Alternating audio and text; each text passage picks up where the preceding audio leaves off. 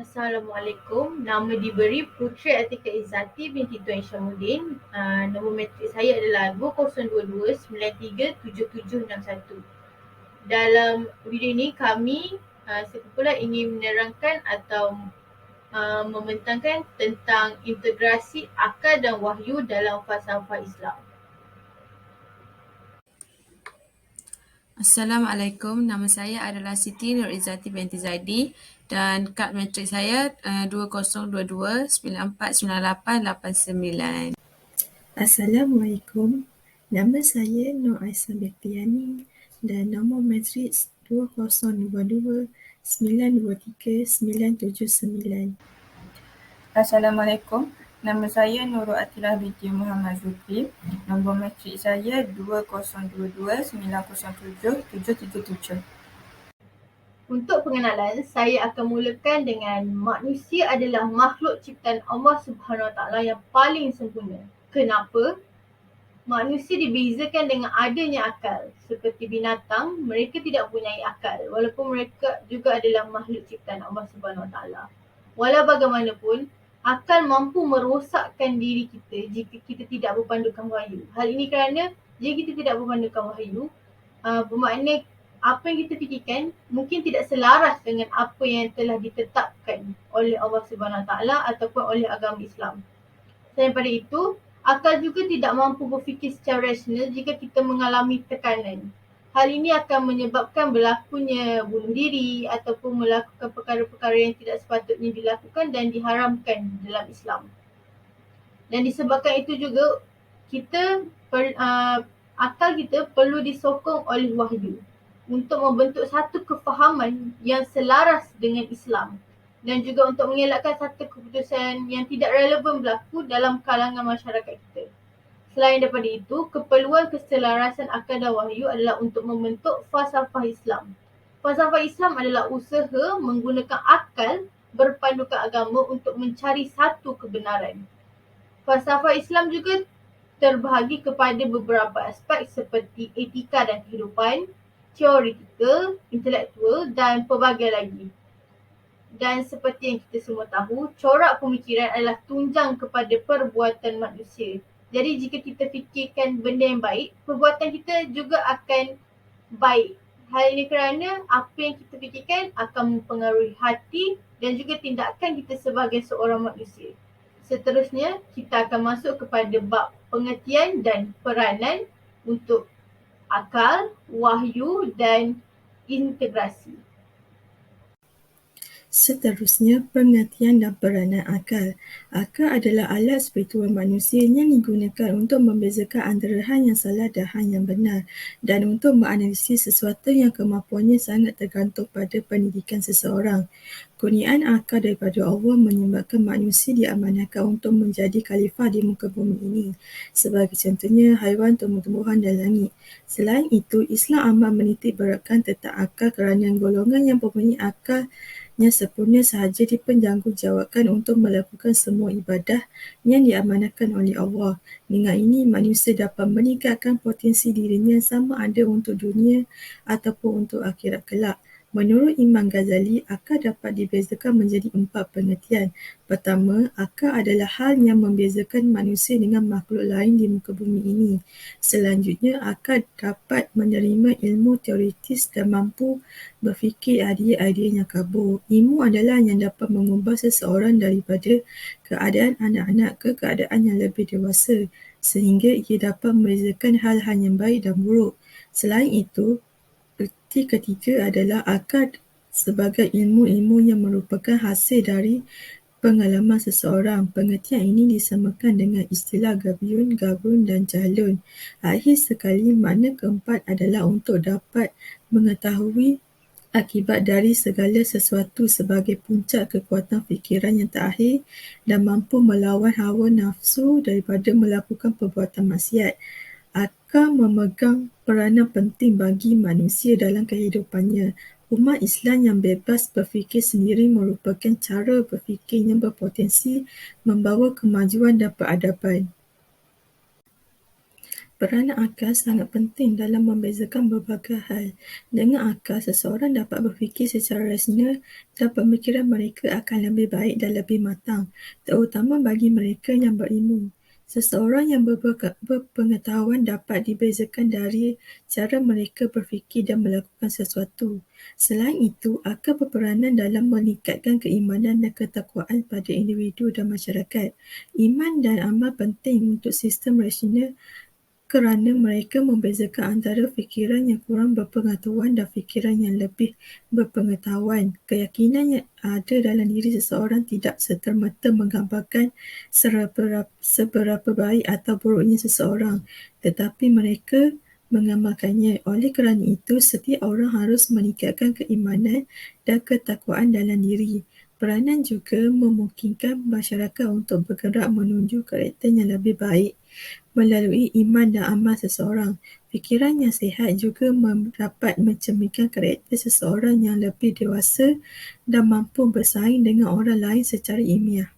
Oleh kerana itu, akal juga memegang peranan penting dalam kehidupan sehari-hari manusia. Seperti dalam Islam, penggunaan akal sangat dianjurkan ketika memikirkan sesuatu. Seterusnya adalah pengertian dan peranan bagi wahyu.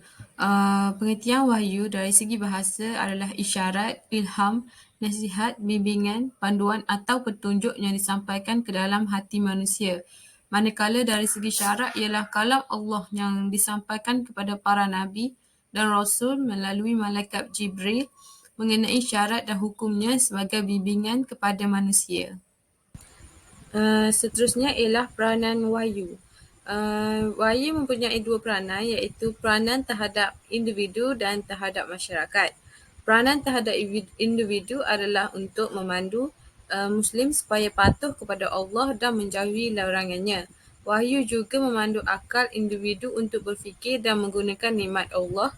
Ianya juga untuk meneguhkan iman dan akidah dan tidak melakukan penyelewengan dalam itikadnya. Manakala peranan terhadap masyarakat adalah untuk menjamin kesejahteraan masyarakat dan menjamin kehidupan yang lebih mulia. Peranan wahyu terhadap masyarakat juga adalah untuk menguatkan hubungan kemasyarakatan. Seterusnya ialah integrasi. Integrasi adalah gabungan antara dua atau beberapa unsur untuk menjadi satu penyatuan. Jadi dalam aspek atau konteks yang kita ingin bincangkan adalah penyatuan atau integrasi di antara akal dan wahyu. Akal dan wahyu perlu bergerak selari untuk menghasilkan beberapa peranan seperti membantu umat Islam untuk lebih faham tentang kejadian alam semesta termasuk perkara gaib seperti syurga, neraka, malaikat dan jin. Selain daripada itu, akal dan wahyu perlu bergabung untuk menghasilkan satu falsafah yang mudah difahami dan diamalkan di dalam kalangan masyarakat. Sesetengah pendapat atau falsafah tidak dapat diterima kerana ada yang tidak logik dari segi akal dan ada juga tidak selaras dengan apa yang telah ditetapkan oleh Islam. Selain daripada itu, akal dan wahyu juga perlu untuk tidak melawan hukum yang telah ditetapkan dalam Islam. Hal ini kerana ada sesetengah pemikiran hanya mengikut logik akal dan tidak mengikut apa yang Islam telah tetapkan. Jadi daripada semua apa akal dan wahyu buat, ia akan memberi kesan yang positif di mana keputusan akan dapat dicapai dengan persetujuan dari segi agama dan kewarasan akal. Selain daripada itu, setelah beberapa penelitian dalam saya punya kajian, saya mendapati ada dua pendapat tentang akal dan wahyu. Di mana pendapat pertama adalah pendapat Mu'tazilah. Pendapat ini menyatakan bahawa semua benda ataupun semua aspek seperti ketuhanan atau ibadah yang wajib dilakukan oleh manusia dapat diketahui melalui akal.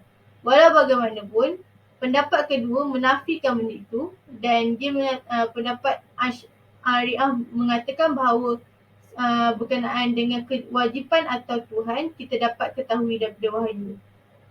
Pada akhirnya, pendapat Asy'ariyah bersetuju dengan pendapat Mu'tazilah di mana semua benda dapat diketahui melalui akal. Walau bagaimanapun, kita semua tahu dan kita semua sedar bahawa akal dan wahyu amat diperlukan bagi menyokong kedua-dua aspek, di mana Akal perlu menyokong wahyu dan wahyu juga perlu mendorong akal untuk melakukan sesuatu yang lebih logik dari segi Islam. Dan integrasi akal dan wahyu ini amat penting terutamanya dari aspek politik, ekonomi, sosial dan teknologi. Ia memerlukan falsafah yang kukuh untuk dihujahkan dan memudahkan kefahaman bagi umat manusia.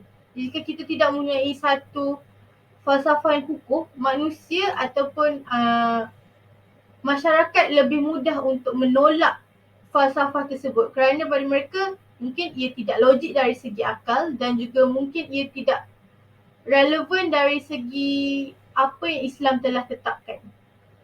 Seterusnya kita akan membincangkan tentang aspek-aspek seperti aspek politik, ekonomi, sosial, emosi dan teknologi. Seterusnya, integrasi akal dan wahyu dalam falsafah Islam dari aspek politik. Politik ialah kerajaan yang dijalankan dalam sesebuah kerajaan. Institusi politik amat penting kerana ia merupakan asas kepada kewujudan sesebuah negara. Merujuk kepada Kamus Dewan, politik mempunyai dua pengertian. Satu, perkara yang berkaitan dengan hal ehwal negara dan satu lagi ialah hikmah untuk mencapai matlamat. Politik Islam berpunca daripada wahyu dan penubuhan kerajaan negara adalah perintah Allah kepada manusia yang tidak dapat disangkal oleh sesiapa pun. Perkara ini terkandung dalam perintah Allah dan wajib ditaati oleh semua hamba-Nya. Segala ketetapan Allah membawa hikmah dan rahmat kepada seluruh alam. Selanjutnya, Allah berfirman dalam surah Az-Zariyat ayat 56 hingga 58 yang bermaksud, dan ingatlah aku tidak menciptakan bunian dan manusia melainkan supaya mereka menyembah dan beribadah kepadaku. Aku tidak menghendaki apa-apa bekalan daripada mereka. Aku tidak mahu mereka memberi makan kepadaku. Lihatlah, Allah dialah pemberi rezeki yang mempunyai kekuatan lagi maha perkasa. Dengan cara ini, integrasi akal dan wahyu memainkan peranan dalam aspek politik, memandangkan politik adalah usaha mengurus kehidupan manusia, merakumi semua perkara berdasarkan syariat batas-batas syariat Islam. Allah Subhanahu Wa Taala yang mencipta perlembagaan umat Islam adalah kekal dan manusia tidak berhak mengubah kesempurnaan Allah. Seterusnya adalah integrasi akal dan wahyu dalam falsafah Islam di dalam aspek ekonomi. Integrasi akal dan wahyu dalam falsafah Islam adalah di mana perubahan zaman serta kemajuan teknologi dalam menjalankan ekonomi di dunia haruslah diiringi dengan peningkatan kualiti sikap pribadi manusia. Dan segala aktiviti ekonomi dalam Islam haruslah bersumber dari wahyu, maka segala aktiviti ekonomi Islam bersifat patuh pada arahan Allah SWT dan tidak berlakunya penyelewengan atau melanggar syarak hukum Allah. Ekonomi Islam haruslah mempunyai kesepaduan antara kegiatan ekonomi dengan nilai-nilai akhlak yang mulia. Keseimbangan yang adil dalam hubungan pengeluaran, penggunaan dan pengagihan dan juga tanggungjawab sebagai asas penentuan dasar agihan dan pemindahan sumber.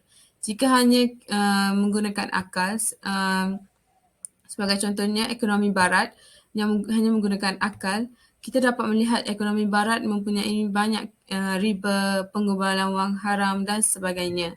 Maka dari itu kita haruslah menggabungkan kedua-dua akal dan wahyu di dalam aspek ekonomi. Seterusnya, integrasi akal dan wahyu dalam falsafah Islam dari aspek sosial. Sosial ialah sains yang mempertimbangkan bukan sahaja hubungan masyarakat dengan dunia sekeliling atau alam sekitar, tetapi juga manifestasi sifat tingkah laku manusia. Sosial berdasarkan Islam adalah sentiasa berusaha untuk menggambarkan dan memahami kehidupan bersama-sama dengan manusia antara satu sama lain untuk melukis gambaran lengkap tentang dunia, masyarakat dan kepribadian.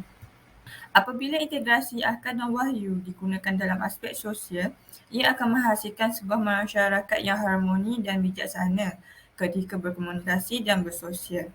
Hal ini kerana apabila seorang yang mengamalkan integrasi akal dan wahyu di dalam diri mereka, mereka akan timbul nilai-nilai akhlak yang mulia. Seseorang yang mempunyai akhlak yang mulia akan berasa takut untuk mengingkari dan melanggar perintah Allah Subhanahu Wa Taala ketika berkomunikasi. Masyarakat yang mengamalkan integrasi akal dan wahyu dalam Islam tidak akan bebas bersosial tanpa tahu hukum dan hakam, terlampau mengikut budaya barat sehingga mencipta impak negatif dan sebagainya. Aspek seterusnya bagi integrasi akal dan wahyu dalam falsafah Islam ialah aspek emosi. Emosi adalah sebarang pengalaman sedar yang dicirikan oleh aktiviti mental yang sengit dan beberapa tahap keseronokan atau ketidakselesaan. Sebagai contohnya, perasaan sedih, malu, takut dan risau. Emosi juga berasal daripada perkataan Latin immovere yang bermaksud kecenderungan untuk bertindak, merupakan sesuatu yang mutlak dalam emosi. Integrasi akal dan wahyu dalam aspek emosi amat penting untuk membina kesempurnaan dan kestabilan emosi yang baik. Hal ini kerana akal berfungsi sebagai mengenal dan membezakan sesuatu yang baik atau buruk, manakala wahyu agama dan pegangan manusia terhadap Allah Subhanahu Wa Taala. Akal digunakan untuk seseorang mengawal emosi mereka dengan baik. Bagi seseorang yang kuat agamanya, mereka akan sentiasa mengerti Allah Subhanahu Wa Taala agar emosi mereka sentiasa dalam keadaan yang baik. Integrasi akal dan wahyu dalam falsafah Islam di dalam aspek ekonomi. Teknologi bermaksud adalah ilmu sains dan di mana ilmu sains terhasil dengan cerapan dan pemerhatian yang bersumberkan akal manusia, manakala agama merupakan wahyu dan pedoman dari Allah SWT. Sehebat mana pun penciptaan atau penemuan sains dan teknologi tidak akan sama sekali dapat menandingi kehebatan dan kekuasaan Allah. Kerana apa jua penemuan sains dan teknologi perlulah bersandarkan keimanan kepada Allah. Di sini kita dapat simpulkan, sekiranya kita hanya menggunakan akal, itu sangatlah mustahil untuk kita menemukan banyaknya kehebatan sains dan teknologi kerana akal manusia ada batasannya dan juga terbatas. Minda yang bersandarkan keimanan kepada Allah tidak menghadkan ilmu dengan hanya apa yang diperolehi berdasarkan akal manusia semata-mata, namun ianya juga melangkaui dengan ilmu Allah yang diberi melalui wahyu Allah iaitu Al-Quran dan juga Sunnah. Seterusnya adalah kepentingan akal dan wahyu dalam falsafah Islam.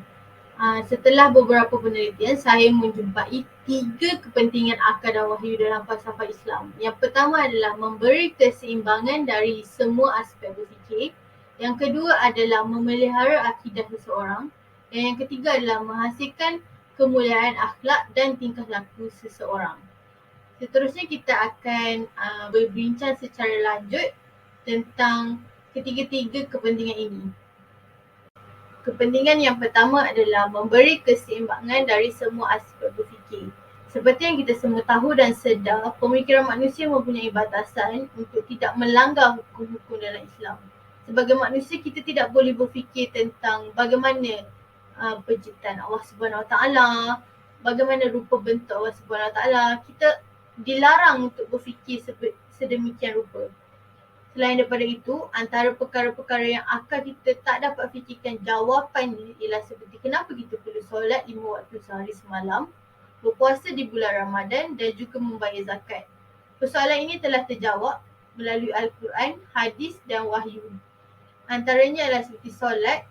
Solat ialah merupakan satu kewajipan kita sebagai seorang hamba terhadap Allah Subhanahu Wa Taala. Ini adalah menunjukkan bukti bahawa kita hamba kepada Allah Subhanahu Wa Taala. Jadi kita kena menunaikan solat 5 waktu sehari semalam. Selain itu, berpuasa di bulan Ramadan adalah untuk melatih kita untuk sentiasa bersabar dan memberi kita kesedaran untuk lebih prihatin terhadap orang-orang yang susah ataupun orang-orang yang tidak dapat makan walaupun dalam masa sehari. Kadang-kadang kita tidak prihatin dengan sekeliling dan menyebabkan kita jadi angkuh dengan apa yang kita ada. Seterusnya adalah membayar zakat. Zakat ini mendidik kita untuk sentiasa berkongsi dan bersedekah dengan harta yang kita ada. Banyak pepatah telah mengatakan bahawa dalam rezeki kita ada juga terselit rezeki orang lain. Sebab itulah kita perlu berkongsi rezeki yang kita dapat. Kepentingan yang kedua adalah memelihara akidah seseorang. Apakah itu akidah? Akidah adalah keimanan yang tetap pada hakikat dan nilai yang mutlak. Sebagai seorang manusia, kita perlulah menjaga akidah kita daripada terpesong dengan perkara-perkara yang tidak sepatutnya. Dan wahyu akan mendorong akal untuk berfikir tentang kebaikan serta menjauhi kemungkaran. Kadang-kadang, akidah kita terpesong disebabkan oleh perkara yang akal kita fikirkan betul dan kita tidak menurut apa yang telah wahyu tetapkan ataupun apa yang telah disampaikan dalam Al-Quran, wahyu serta hadis. Dan berdasarkan ayat 36 surah Al-Ahzab yang bermaksud, dan tidaklah harus bagi orang-orang yang beriman, lelaki dan perempuan, apabila Allah dan Rasulnya menetapkan keputusan mengenai sesuatu perkara, tidaklah harus mereka mempunyai hak memilih ketetapan sendiri mengenai urusan mereka. Dan sesiapa yang tidak taat kepada hukum Allah dan Rasulnya, maka sesungguhnya ia telah sesat dengan kesesatan yang jelas nyata. Dalam ayat tersebut, umat manusia telah diseru untuk taat kepada hukum-hukum yang telah ditetapkan di dalam Al-Quran, yang telah disampaikan oleh Allah Subhanahu Wa Taala kepada Nabi dan para Rasul. Serta akal memerlukan bukti untuk mempercayai sesuatu sama ada melalui penglihatan atau sains. Tapi untuk agama Islam ataupun apa yang diturunkan oleh wahyu, kita tidak dapat lihat dengan mata kasar atau sains. Jadi sebagai manusia, kita perlu percaya tentang kewujudan syurga, neraka dan segala yang diturunkan di dalam wahyu. Hal ini untuk mewujudkan satu kesepakatan yang berlandaskan logik akal serta agama manusia. Kadang manusia hanya menggunakan logik akal kerana mereka merasakan itu yang sebaiknya untuk mereka. Tapi dalam masa sama mereka tak sedar, mereka telah melawan hukum-hukum Allah tetapkan. Dan ini membuatkan kepercayaan mereka terhadap agama agak goyah. Dan sekaligus membuatkan akidah mereka atau keimanan mereka agak kurang percaya kepada agama Islam. Seterusnya kita akan membincangkan kepentingan yang ketiga. Kepentingan yang seterusnya adalah menghasilkan kemuliaan akhlak dan tingkah laku. Tingkah laku yang baik telah diceritakan di dalam wahyu. Kita sebagai umat Islam perlu mengikuti apa yang baik dan meninggalkan segala keburukan yang kita fikir berdasarkan logik akal.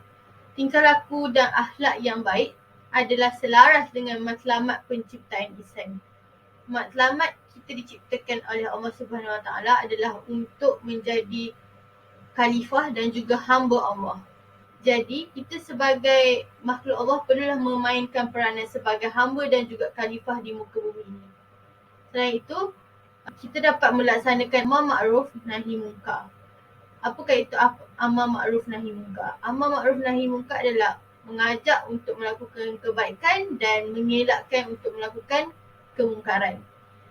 Amar ma'ruf nahi munkar amatlah penting, terutama sekali apabila dia berasaskan akal dan wahyu untuk mendapati ciri-ciri yang Islam telah tetapkan.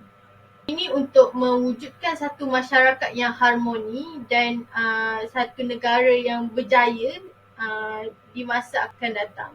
Selain daripada itu, dengan melakukan amar ma'ruf nahi munkar, kita dapat melahirkan satu ilmuwan Islam yang berakhlak mulia serta menjaga tingkah laku. Dan dalam hidup kita ataupun dalam integrasi akal dan wahyu, kita dituntut untuk mengikut segala yang telah dipertanggungjawabkan untuk kita. Apa yang kita ditujukan untuk kita buat, ada baik dan ada buruknya tersendiri. Kita sebagai manusia perlu berfikir logik dan juga perlu berlandaskan wahyu untuk menilai sendiri apakah kebaikan dan keburukan sesuatu benda tersebut. Dan umat Islam perlu sedar bahawa mengamalkan integrasi akal dan wahyu amatlah penting untuk memudahkan urusan mereka dalam aspek dunia dan akhirat, kerana kita seimbang dari segi aspek logik akal ataupun dunia, pemikiran kita di dunia, dan akhirat dari segi wahyu yang telah disampaikan kita ataupun Al-Quran dan hadis. Kesimpulannya, wahyu dan akal adalah dua anugerah besar Allah Subhanahu Wa Taala kepada manusia.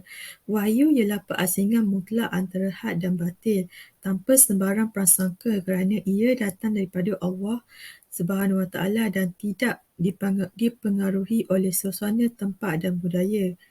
Sehebat mana pun akal dan logik manusia, akal tetap memerlukan wahyu ilahi. Oleh itu, perutusan para rasul adalah bersyarat dan bertanggungjawab kepada manusia. Selain itu, dalam menghadapi berbagai suara yang menyeru kebebasan manusia untuk mengejar kebijaksanaan, umat Islam seharusnya sedar bahawa hikmah tanpa bimbingan wahyu akan membinasakan manusia. Seorang Muslim yang sedar seharusnya membuat perubahan yang pasti dalam menentukan nilai kehidupan seseorang. Sekian sahaja daripada kami. Terima kasih.